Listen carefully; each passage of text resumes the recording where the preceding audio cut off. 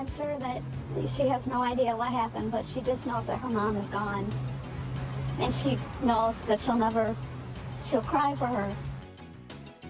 A murder victim's friend speaks to News Channel 3 asking we hide her identity. Police say the apparent murder-suicide involves a dead Plainwell public safety officer.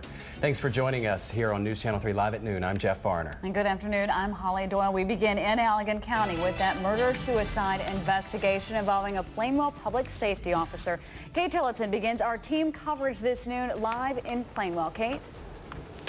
Holly, Kevin and his wife Pam died overnight, both shot in their home. Police believe Kevin, a public safety officer, volunteer firefighter, killed his wife, then turned the gun on himself. Pam was pronounced dead on the scene. Kevin was rushed to Borges Pip Hospital's emergency room where he died of what appears to be a self-inflicted gunshot wound. The two were married just last year. Now, they lived in a neighborhood in the 700 block of Brookside Drive in the city of Otsego. It's where family gathered this morning.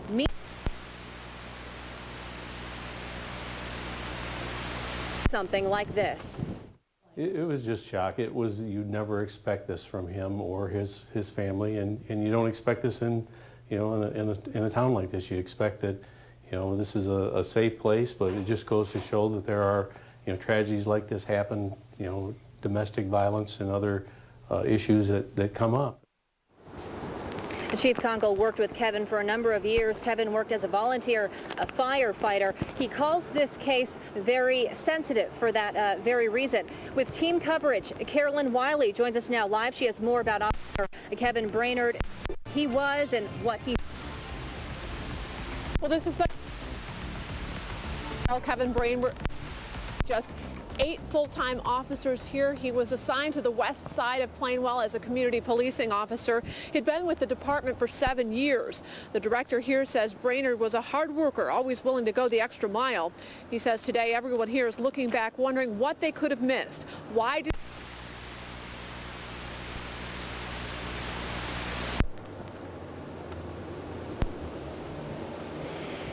We're all dealing with different ways, but some worse than others. Some are just kind of autopilot right now, but we're all grieving in different ways.